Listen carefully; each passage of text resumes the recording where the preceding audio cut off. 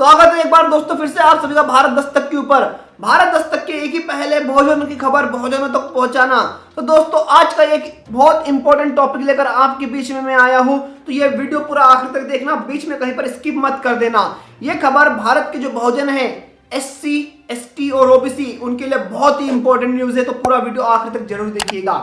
दोस्तों जैसा कि आप लोग जानते हो, भारत की जो सर्वोच्च न्यायालय है, सुप्रीम कोर्ट है, उसमें बहुजनों का नेतृत्व बिल्कुल जीरो है, बिल्कुल ही जीरो है, जिसमें बहुजन जज है ही नहीं। और जितने भी जज है वो जातिगत आरक्षण से, मैं जातिगत आरक्षण की बोल रहा हूँ, जातिगत आरक्षण से आए हुए जज है, और मतलब जो सवर्णों का जातिगत आरक्षण है ना, उससे आए हुए जज है, और कॉलेजियन सिस्टम से आए हुए जज है, परिवारवाद से आए हुए जज है।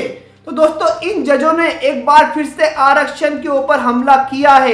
हाँ दोस्तों, जैसा कि आपको पता होगा, महाराष्ट्र में जो मराठा आरक्षण की लहर चली थी, मराठा आरक्षण की जो पिटीशन हाई कोर्ट में गई थी, फिर उसके बाद सुप्रीम कोर्ट में गई थी, अब उसकी सुनवाई चल रही है। तो इस सुनवाई में बार बार जो सुप्रीम कोर्ट के जज है वो आरक्षण पे हमला किए जा रहे हैं, आरक्षण पे गंभीर टिप्पणी किए जा रहे हैं, और आरक्षण को खत्म करने की बात किए जा रहे हैं, और जो सवर्णों को आरक्षण मिला है ना 10%, उसको चालू रखने की बात किए जा रहे हैं। तो ये आगे देखिए, देश की सबसे बड़ी अदालत सुप्रीम कोर्ट, जिसमें बहुजनों के जज न के बराबर है, उसी अदालत से बहुजनों के प्रतिनिधित्व रिप्रेजेंटेशन यानी कि आरक्षण से जुड़े मसले पर पिछले कई दिनों से अहम टिप्पणियां सामने आ रही है।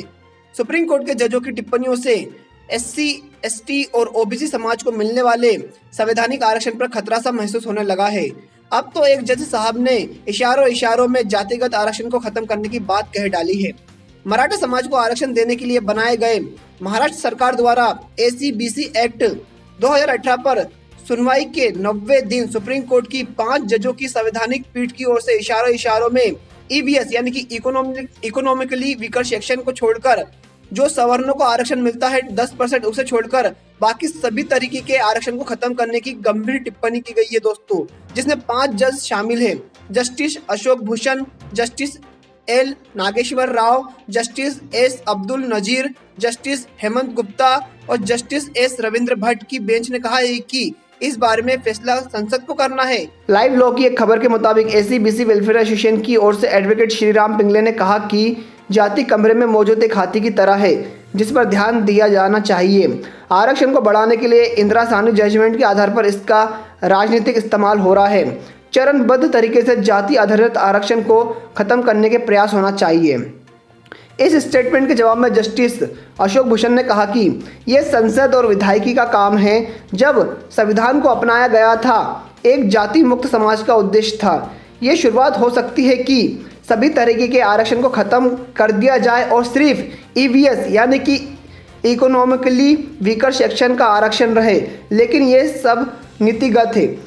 तो दोस्तों देखा आपने किस प्रकार से देश में जो सर्वोच्च न्यायालय में जातिगत आरक्षण से आए हुए, सवर्णों के जातिगत आरक्षण से आए हुए और कॉलेजियन सिस्टम से आए हुए जज हैं, वो कैसे भारत के संविधान ने जो हमें हक अधिकार दिए हैं, जो रिप्रेजेंटेशन दिया है, उसको खत्म करने की बात कर रहे हैं। उनका कहना है कि EBS को इकोनॉमिकली वीकर सेक्शन यानी कि जो गरीबों को, गरीब सवर्णों को, अब कौन सवर्ण गरीब है मुझे तो नहीं पता, उन गरीब सवर्णों को जो आरक्षण दिया गया है, उस आरक्षण को छोड़कर बाकी सभी आरक्षण को खत्म कर देना चाहिए, ऐसा कहना है सुप्रीम कोर्ट के जजों का।